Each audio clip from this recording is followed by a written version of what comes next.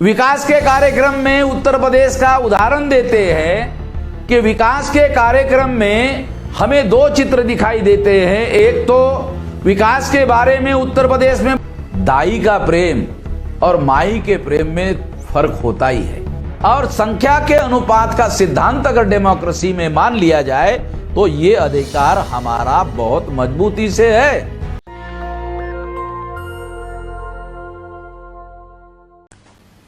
जब चुनाव का कार्यक्रम घोषित किया गया तो पदयात्राओं पर और रैलियों पर, फिजिकल रैलियों पर पाबंदी लगा दी गई। इस वजह से मतदाताओं को संबोधित करने के लिए, जनसंपर्क करने के लिए या हमारा अपना मैसेज देने के लिए हमें वर्चुअल कार्यक्रमों का आयोजन करना पड़ रहा है। आज आप लोगों के सामने हम वर्चुअल कार्यक्रम के माध्यम से आप लोगों से मुखातिब है, आप लोगों को संबोधित कर रहे हैं। तो इस तरह से हम लोग ये जो 22 के विधानसभा का चुनाव है, इस विधानसभा के चुनाव में हम लोगों ने भागीदारी परिवर्तन मोर्चा बनाया है। ये भागीदारी परिवर्तन मोर्चा, जिसमें मुख्यतः एमआईएम, जनाधिकार पार्टी और बहुजन मुक्ति पार्टी, ये तीन पार्टियां प्रमुख पार्टियां हैं, जिनका प्रदेश स्तर पर सारे प्रदेश में, सारे जिलों में संगठनात्मक प्रभाव है, ऐसा कहा जा सकता है। और उसके साथ साथ 22 तारीख को प्रेस कॉन्फ्रेंस में और भी हमारे दो छोटे दल, उनको भी इस गठबंधन में सहभागी किया गया है। उस दौरान ये घोषित किया गया था कि इस गठबंधन के दरवाजे खुले हैं और जो भी इस पार्टी में या इस गठबंधन में आना चाहते हैं उनका इसमें आगमन है। तो अभी ऐसे बहुत सारे दल, 8-10 दल जो है, छोटे छोटे 8-10 दल इस गठबंधन में आने के लिए रजामंद है। उनका भी जैसी हमारी पॉलिसी निर्धारित है उसके अनुसार ये पॉलिसी के तहत उनको इस गठबंधन में सहभागी कराने के बारे में हम लोग गठबंधन के जो प्रमुख साथीदार हैं वो आपस में सलाह मशवरा करके इस पर निर्णय भविष्य में करेंगे। इस समय हम लोग वर्चुअल रैलियां कर रहे हैं और वर्चुअल रैलियां करने की वजह से बहुत लंबा समय इन रैलियों में बोलने के लिए उपलब्ध नहीं किया जा सकता, नहीं हो सकता। बहुत सारी दिक्कतें, टेक्निकल दिक्कतें हैं, इस वजह से ऐसा किया जा रहा है। तो मैं 2-3 बातें खास तौर पर जिस बात को लेकर हम लोग लड़ रहे हैं उसको ध्यान में रखते हुए मैं कुछ बातें आप लोगों के सामने रखना चाहता हूं। सबसे पहले तो 26 जनवरी 1950 को जो संविधान इस देश में लागू करने का ऐलान किया, वो संविधान अगर अमल किया गया होता तो इस देश में रिप्रेजेंटेटिव डेमोक्रेसी वजूद में आती, रिप्रेजेंटेटिव डेमोक्रेसी इस्टेब्लिश होती। और अगर ऐसा होता तो देश के तमाम वंचित समूह के जो लोग हैं, जिसमें खास तौर पर हम ऐसा मानते हैं कि एससी, एसटी, ओबीसी और माइनॉरिटी के जो लोग हैं, उनको इस देश की जो जमहूरियत है, इस देश की जो लोकतांत्रिक व्यवस्था है उस व्यवस्था में रियल रिप्रेजेंटेटिव मिलना चाहिए था, वो रियल रिप्रेजेंटेटिव मिला हुआ दिखाई नहीं देता है। उत्तर प्रदेश के चुनाव में हम लोग उतरे हुए हैं।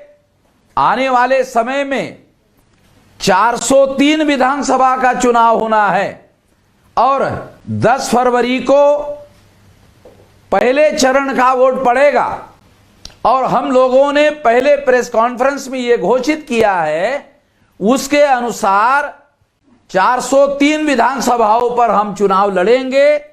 अब तक 380 सीटों पर हम लोगों का, सभी लोगों का सहमति हो गई है।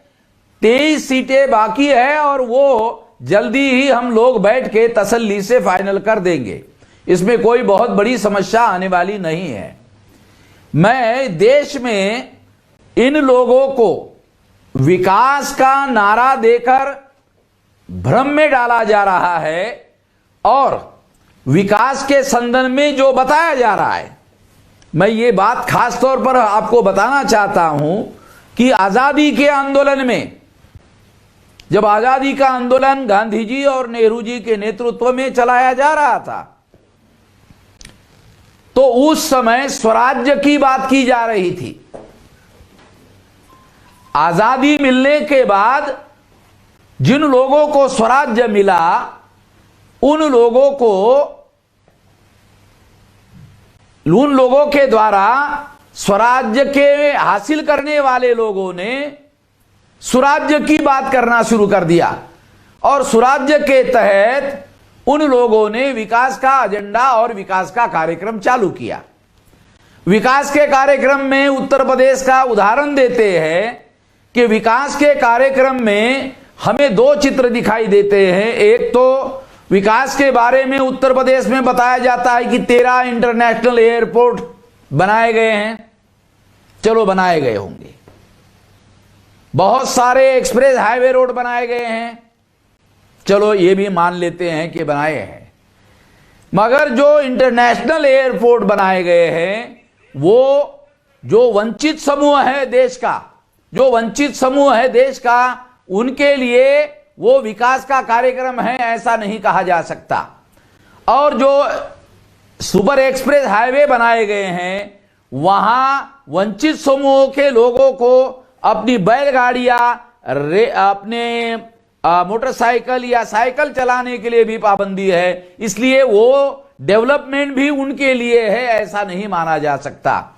इसलिए ये जो गठबंधन बनाया गया है, ये गठबंधन कुछ हद तक हम ऐसा कह सकते हैं कि हम लोग हमारे लोगों का स्वराज्य चाहते हैं। हमारे लोगों का अगर स्वराज्य नहीं होगा तो हमें अपने लोगों का स्वराज्य भी स्थापित नहीं किया जा सकता।